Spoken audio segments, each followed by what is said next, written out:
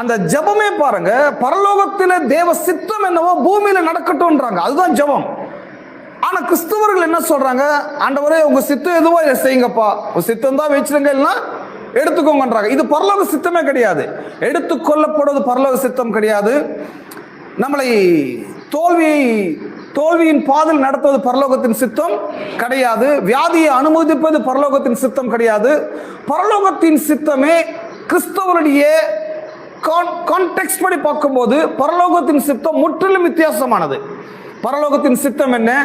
உங்கள் நோய்கள் குணமாவது, உங்கள் தோல்விகள் ஜெயமாக மாறுவது, உங்கள் வாழ்க்கையில வெற்றியும் சமாதானமும் சந்தோஷமும் நல்வாழ்வும் அமைவதுதான் பரலோகத்தின் சித்தமா இருக்கிறது.